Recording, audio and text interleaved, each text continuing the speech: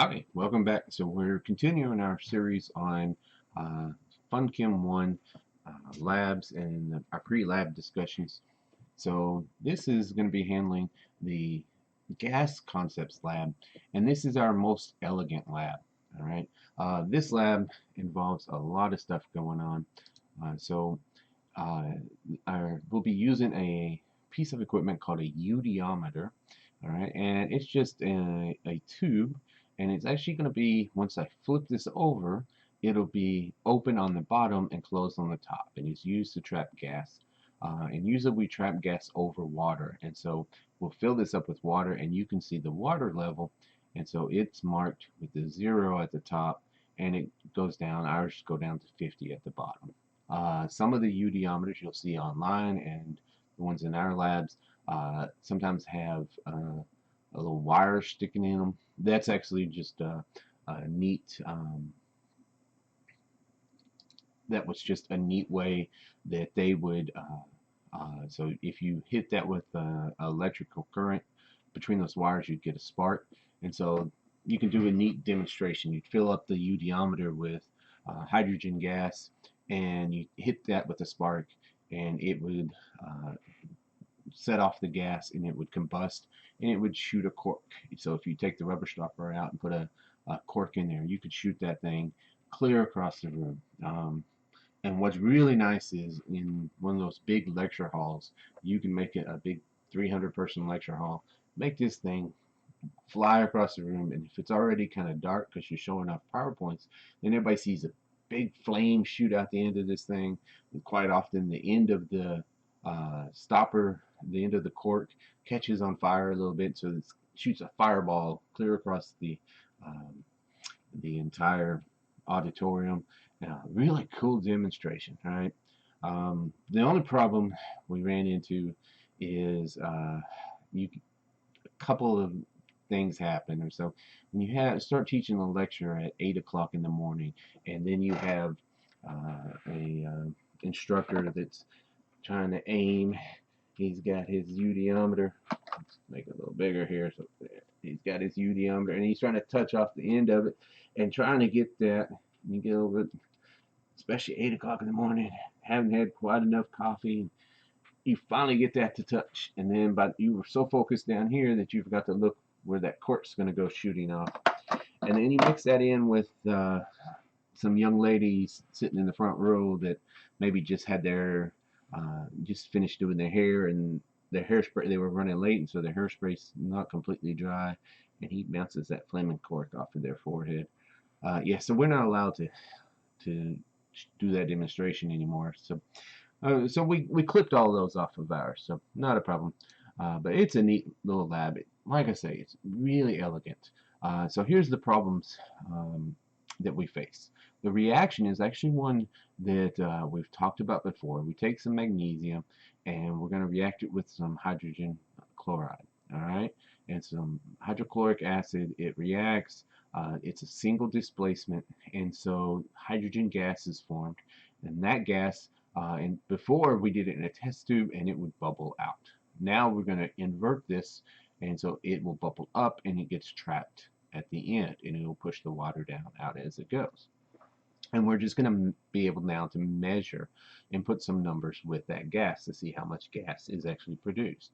And the problem here is, in our gas discussions, we said that the volume that this is going to take up is going to depend on the amount of gas, but it also depends on the pressure and the temperature. And so we want to be able to figure out the amounts based off of how much we started with of magnesium, but we also need to account for the pressure and the temperature. And so it can be a little bit complicated. So this is where the elegance of this lab comes in. All right. First off, we do this in a large container. So this picture I stole off the internet. Never steal anything off the internet. They have much too small of a beaker. All they needed was this to hold the water. But if we have a large container, a tall container of water, we can do some tricks. The first is that large amount of water. Even though some heat gets generated, it'll Okay, sorry about that. So we were talking about um, the temperature will become the same on the end of the gas. On the inside will become the same as the temperature of the water. And that also makes it nice because you can't get a thermometer in here very easily. So we can just measure the temperature of the water, and that'll give us the temperature of this gas. Now to get the pressure, that we've got a couple of problems. First off, trying to measure the pressure of this and keep the water in here is very difficult. But what we can do is we can raise and lower the whole container in a big container of water. As long as this is tall enough, if we match the inside layer of this water, this inside line, with the outside layer of water so that they're equal, what it means is the pressure inside the tube will be equal to the pressure outside the tube. And then we can measure that pressure outside the tube with a barometer. And so for us, I'll give you those numbers, but it's not uh, super difficult to measure off a barometer. But then we have an added problem. The pressure in the tube is not just caused by our hydrogen, there's also water vapor. Anytime you collect any gas over water, you have to worry about water vapor. And water always has vapor above it. It has a vapor pressure. It has a certain amount of water molecules. This is why we get evaporation. All right, and that is strictly dependent on temperature. So as long as I know the temperature, then I can refer to uh, my CRC Handbook of Chemistry and Physics and look up, there's a table in here, and we can look up the vapor pressure at that certain temperature. All right, so we've got a lot of stuff going on, and that means we'll have to use several gas laws. Now the problem for us then is because the temperature and the pressure are related to the weather, then if we do this on one day, especially in Arkansas, and we turn around and do it the next day, we might get vastly different results, even though we started with the same amount of everything. And if I compare my data with somebody who did this in the fall, then we might get very different results. All right.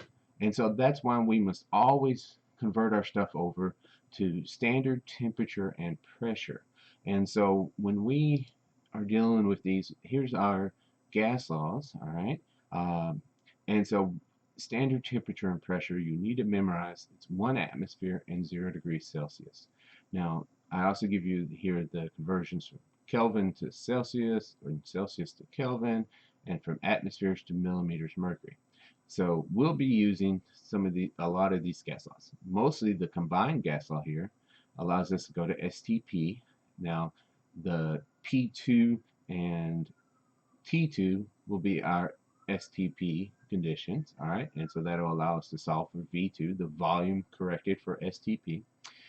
We also have a mixture of gases, so we'll be using Dalton's law of partial pressures.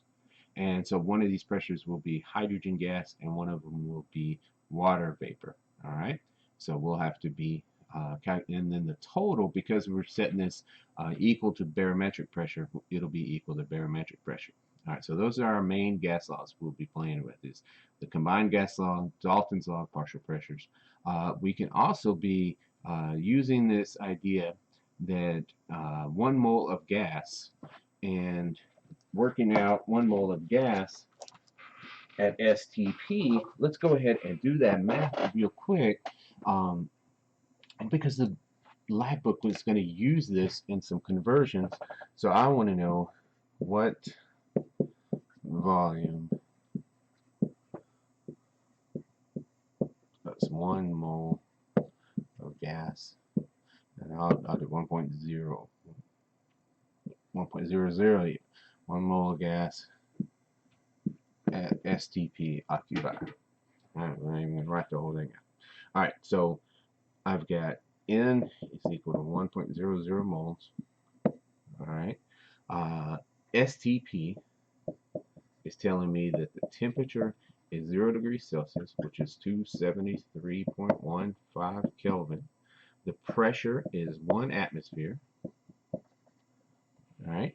And so I've got N and T and P, and what are they asking for? They're asking for volume. So I need to use a gas law that has all four of the variables but just one of each. And so that'd be my ideal gas law. PV equals nRT. V would be nRT divided by P. All right, so this will be 1 times, I'm going to round this a little bit, 0.0821, and we can find that on the back of our periodic table. So it's right above the solubility list, and 273.15. And then all this would be over 1. So 0.0821 times 273.15, and I get 22.4 liters. Alright, so notice it didn't matter what the gas was. We didn't use that anywhere. So the book and the pre-lab want us to use that as a conversion factor. So 1 mole of gas, any gas, at STP is 22.4 liters. Alright, so we'll use that in some of these questions, and it'll make our life a little bit easier. Alright, so let's play with this pre-lab a little bit. So I'll pull out my idea of pre-lab, and it says, first one up, it said aluminum is reacted with HCl. So aluminum plus HCl. We'd love to ask this one. This one has already been on a couple of pre-labs. So aluminum plus HCl, this is a single displacement. So let's write out our equation here. A plus BC will go to AC plus B. Okay, A will be aluminum, C will be Cl, B will be H. Okay, now, so 5 steps in these. Let's remind ourselves of these steps. Reaction type, we said it was single displacement, and then we wrote out the reaction archetype up there. Second step is the product parts. We just did that. Third step is our new subscripts. Alright, then the fourth step will be to balance. And then the fifth step, if we need to, we'll do the solubilities. Alright, this one we really don't need to do that. So it just asks for the balanced equation. So let's do the new subscripts.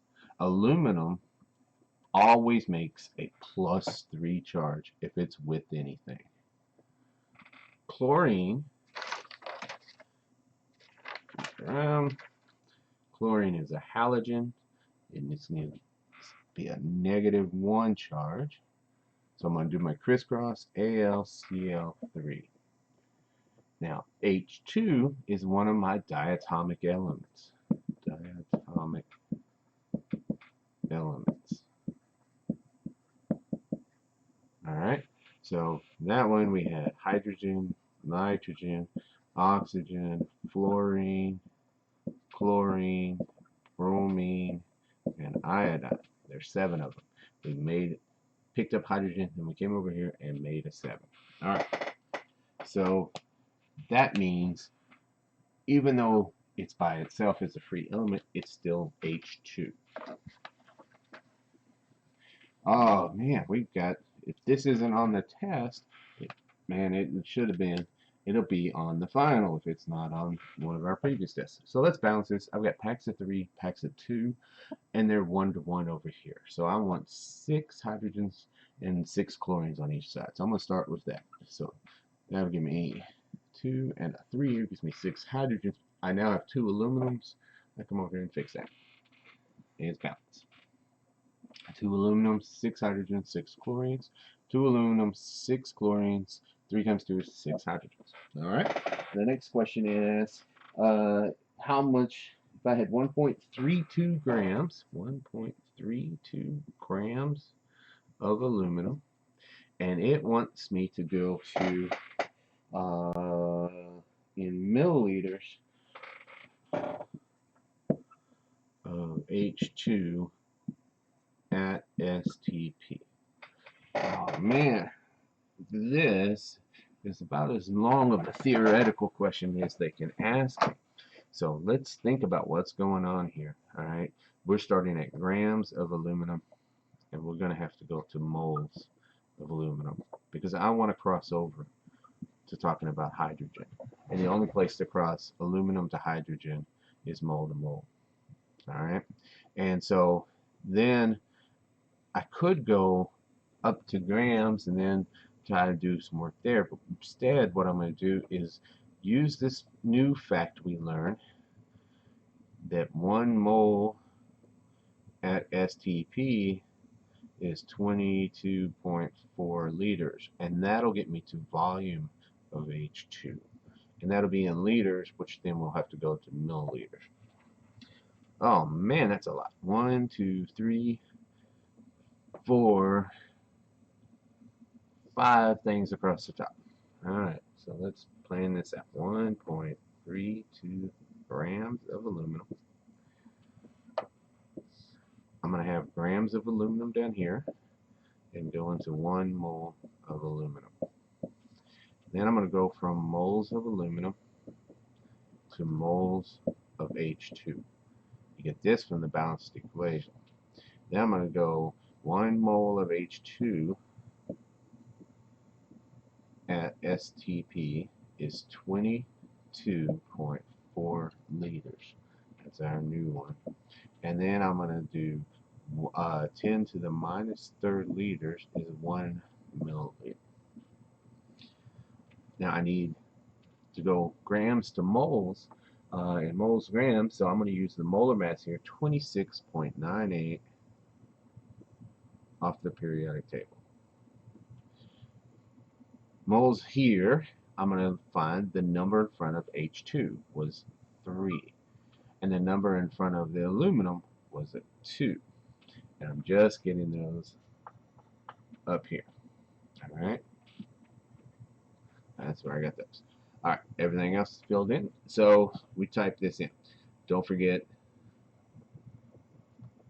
when I type this in, which you can't see it all, type this in, don't forget parentheses on the bottom. Alright, so parentheses down here. Don't forget when you put your EE in, to put that in properly.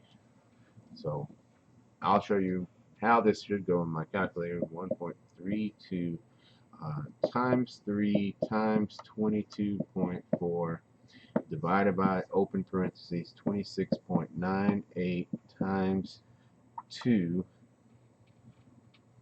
and then I'm going to put E negative 3 and then hit enter.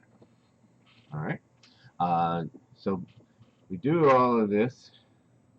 You could have multiplied by 1,000 at the end, that's fine, whatever. You're going to get a pretty big number. You're going to get an actually really big number, 1,600 and something. Alright, we start with 3 sig figs, end with 3 sig figs. Okay, so you'll do that math. Then it asks us to do, says we've got 32.5 milliliters, and it says we're going to collect this at 23.5 degrees Celsius, 23.5 degrees Celsius, and 745.2 torr, which is the same as millimeters mercury. It's just a renaming of it. Alright, and they want to know what is it at STP. Alright, so what they're asking for is volume. This is a volume, this is a temperature, this is a pressure. Now STP tells me the temperature is 273.15 Kelvin and the pressure is 1 atmosphere. Notice those are the units we want to use, so I'm going to go ahead and transfer those units up there over as well. Now we could have used everything in milliliters in, and we'll get milliliters out. That's fine. Or we could transfer them at the end. Just have to be careful which one they're asking for. And it just says what would be the volume. So as long as you have the right units, make sure you label them. So if we change this over to liters, I'll get liters out as my units. All right, but I need to decide which things go together. Well, corrected to STP, these three go together. Oops. So I'm going to put subscripts 2 for each of those and subscripts 1 for each of that set. And I need to find the gas hall over here that has all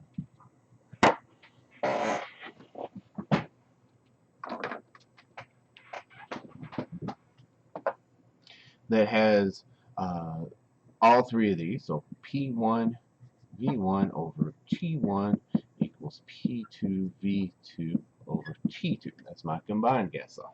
We'll be using that, and we're solving for V2.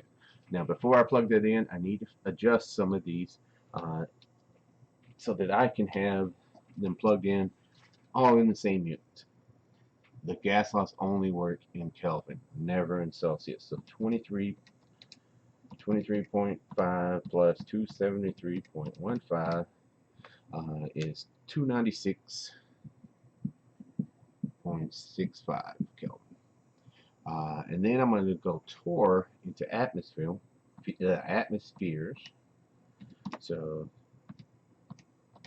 I'm going to divide that by 760, and I'll get 0.981 ATM.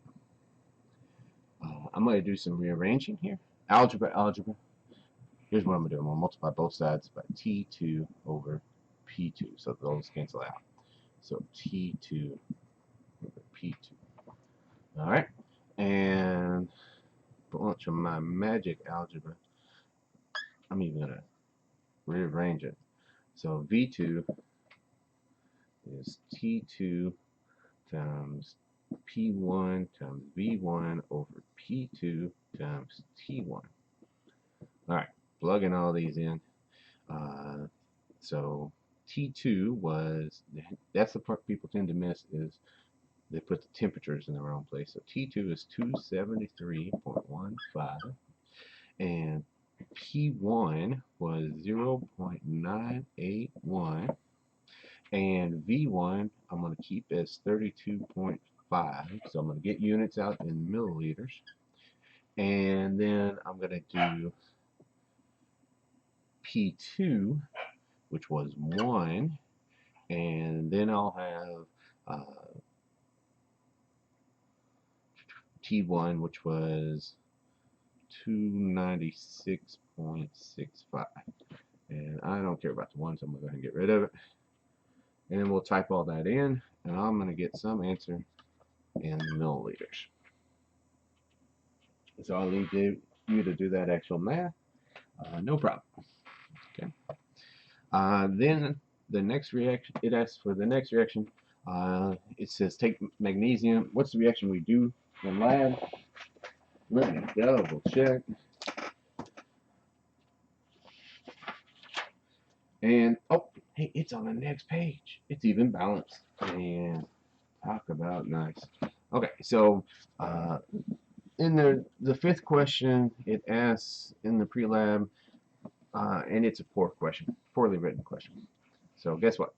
I'm not going to grade it. I don't care about this fifth one. I even have it in my notes. Don't grade number 5. All right. So this experiment, I'll link a YouTube video showing what all was going on, but I'm going to be using some example data and running through some of these calculations. All right. So let's take this lab concepts, pretty this up a little bit here, paste, and save. Alright, so I'm going to use this example data, and it says that we use 0.035, let's make this bigger, 0.035 grams of magnesium that we collected it at 294 Kelvin. So we would have measured it in Celsius off our thermometer. I just went ahead and adjusted it. Then I think I'll use the same one uh, in the actual data I give you. So I'm going to give you a new set of data. You'll do the same kind of calculations. And then we look up in the CRC handbook the vapor pressure of water at that temperature. All right. Then we would have found the barometric pressure on that day. So usually I provide that for you. And then they said V1. So V1 should have been 35.2 milliliters. And when I actually look at the lab, so the actual lab has it labeled T1, P1, V1. It's the same idea as what we were doing before, where we're going to be going combined gas law, and P will be doing STP. So P2 is 1 atmosphere, and T2 is 273.15 Kelvin. All right, so let's play with some of these calculations. Some of them can be a little bit nasty. All right, so I'm going to set this over here so I can quickly refer to it. All right, mass of magnesium, we said, was 0.035 grams. We would have made it shiny. We would have attached it at the bottom of our eudiometer. Man, I like this lab. It's basically like a liquid fuse because you can see the HCl working its way down the water. It's a little more viscous and more dense than the water, and so you can actually watch it. It looks like just wavy lines, and when they actually hit the magnesium, if it's nice shiny magnesium, the reaction immediately starts. And so, but if it hasn't made its way all the way to the bottom yet, you still got time to flip it back upside down and slow the reaction down. All right, so great lab. Magnesium, and then room temperature. So this was our T1. We'll go ahead and label this T1, was 294 Kelvin. So we would have measured that in Celsius, and we've adjusted. The vapor pressure of water, we would have looked up in our book, and it was 18.7 mmHg, millimeters of mercury. So the barometer would have gone up by that amount. Not very much. All right. Okay. And then it's got a whole bunch of other stuff going on. Before we even asked, they haven't even asked about V1. So I'm going to go ahead and put V1, which is my volume of experimental H2. And this is what we read off the side of the eudiometer, off of those numbers.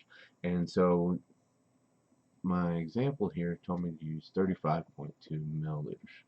All right, so pressure of dry H2. What are they talking about? Well, remember when I look back at my lab setup, that I'm going to be collecting this water over here and hydrogen gas. So the water gets pushed out the bottom, but there's some still water vapor. All right, and that means that my pressure total of this mixture will be the pressure from my hydrogen plus the pressure from my H2O. All right.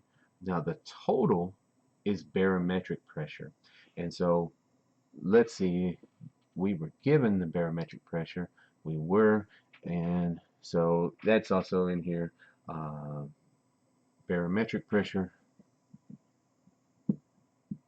1.000 atm. Perfect day. All right. So that'll be 1.00 atm, and that's my pH2. This is that dry hydrogen pressure. That's also P1. All right, so this is equal to P1, whatever that is.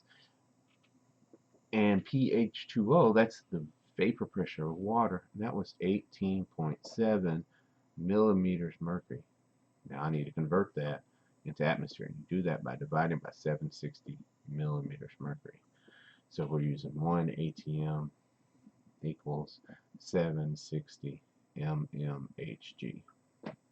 Okay, so 1 minus 18.7 divided by 760. Should still be close to 1. So 1 minus 18.7 divided by 760. I got P1, and it was 0.975 atm. That's my pressure of dry H2. Okay. Volume of experimental, we got that. So I've got V1, I got P1, I got T1. So then it says the next thing we want to do is correct this to STP. So let's go ahead and correct this. P1 V1 over T1 equals P2 V2 over T2. You need to make sure everything's in the right units. So temperatures have to be in Kelvin, pressures need to be in atmosphere, volumes you could use milliliters or you could use liters. In this case, either one. All right, so I'm going to go ahead and keep the milliliters, and so plug in these numbers in. P1 was, we said, 0.975 times V1 was my 35.2 milliliters over T1, which was 294, and that's going to be equal to P2, which is 1, times V2, which is what we're trying to solve, and T2, which is 273. So I'm going to multiply this, do all this math, then multiply it by 273. 75 times 35.2 times 273. You can put the 0.15 if you want, it don't matter. Divided by 294. Here I'm going to get V2 is 31.9 milliliters. And I just used 3 sig figs there, so I used 3 sig figs here. Okay, so 31.9 milliliters. So we can see that even though it was 35, if we'd been at STP, so it was a little bit warm in the lab compared to 0 degrees Celsius. Hey, I should hope so. All right. So then it asked me what the theoretical volume, and that's the harder calculation. All right. So theoretical volume. Oh no, I'm gonna have to get rid of some stuff here. So I'm gonna write it down here. I'm gonna go grams of magnesium to moles of magnesium to from moles of magnesium to moles of H2, and then from 1 mole of H2 is 22.4 liters, and then I'm going to go from liters to milliliters. So 10 to the minus third liters is 1 milliliter. Whew. Now I'm going to look at my magnesium on the periodic table, and magnesium is 24.31. 24.31, and we started with 0.035 grams. So now I need these numbers, and I'm going to get these numbers from my balanced equation. And so my balanced equation, when I go back and look at it, remember I said it was on the previous page, and it said there's a 1 in front of magnesium and a 1 in front of the H2. So these, in this case, are 1 and 1. And so I'm going to type all that in. 0.035 times 22.4. And then I'll divide it by 24.31. And I'm going to handle that 1,000. So I ended up with, I'm going to write it up here, 32.25 milliliters of hydrogen gas, theoretically. That's how much I could have made. Alright. Then it asks for the percent error. Alright, so percent error, we're going to do subtraction. So I'm going to do way up here, 32.25 minus my 31.9 parentheses, divide by 32.25 times 100. All right, so theoretical minus actual over theoretical. All right, so 32.25. Remember, it's absolute value, so if you get a negative, just ignore the negative sign.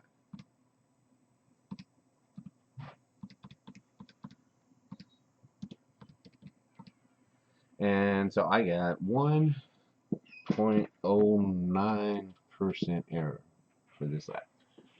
Hey, that's not too bad. Not too bad. Pretty good. Now, what happened? Probably I had some bubbles stuck on the side that didn't make it their way up. Or maybe when I transferred it over, I had a bubble stuck. Or maybe not all the magnesium dissolved. Or maybe I didn't measure the magnesium properly. All right, maybe I was off when I measured it. Or, more likely, I read the volume incorrectly when I did that. A lot of people make that mistake because it's tough to do once you've got them lined up. So that's how I would handle all these calculations. Now notice I only did one trial, so how would I get the average? Well, my average error would be whatever I got for that percent error. Okay, no problem. And so I'll give you some different numbers. You'll start off with some different numbers. You'll do very similar calculations. All right.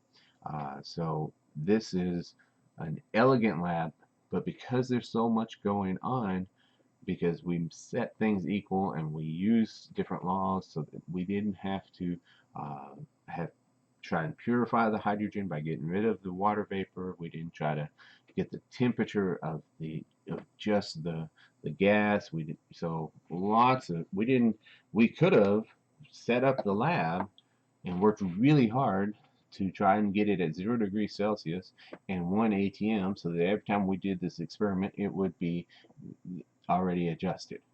But the problem is this reaction generates heat, and so you can't really, that doesn't really work very well.